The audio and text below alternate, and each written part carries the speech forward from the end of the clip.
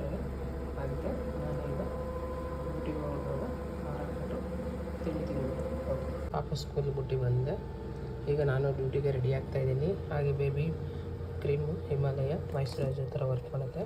ಆಮೇಲೆ sunscreen course ತುಂಬ ಚೆನ್ನಾಗಿದೆ. ಹಾಗೆ ಸ್ವಲ್ಪ ಫೌಂಡೇಶನು ಖಾಲಿ ಆಗಿಬಿಟ್ಟಿದೆ. ಒಂದೇ ಲೈಟಿಗೆ ಜಾಸ್ತಿ ಹಾಕಲ್ಲ. ಹಾಗೆ ಐಲೈನರು, ಒಂದು ಲಿಪ್ಸ್ಟಿಕ್.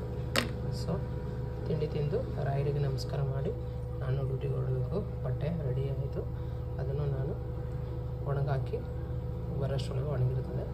ಪಾಪ ಬರೋಷ್ಟೊಳಗಡೆ ನಾನು ಡ್ಯೂಟಿಯಿಂದ ಬರ್ತೀನಿ. ರಾಯರಿಗೆ ಒಂದು ಗುಲಾಬಿ ಬಿಟ್ಟಿದೆ, ತೊಗೊಂಡೋಗಿ ಹಾಕ್ತೀನಿ ಕಟ್ ಮಾಡಿಬಿಟ್ಟು. ಇದು ಸ್ವಲ್ಪ ಇದೆಲ್ಲ ಆಗಿಬಿಟ್ಟಿದೆ, ಏನದು ಮಳೆ ಇದೆಲ್ಲ ಇರುವೆಗಳ ಥರ ಇದಾಗ್ಬಿಟ್ಟಿದೆ.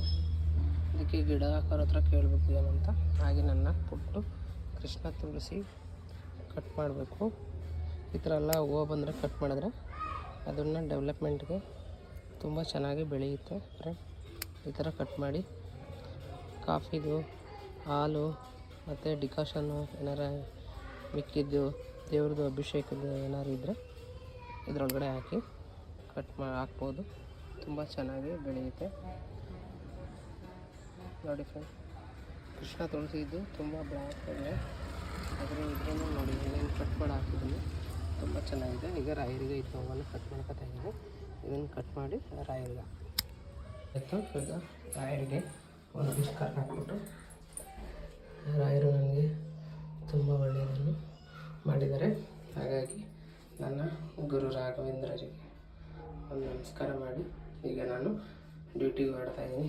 ಗುರು ರಾಘವೇಂದ್ರ ಎಲ್ಲರಿಗೂ ಒಳ್ಳೆಯದನ್ನು ಮಾಡಿ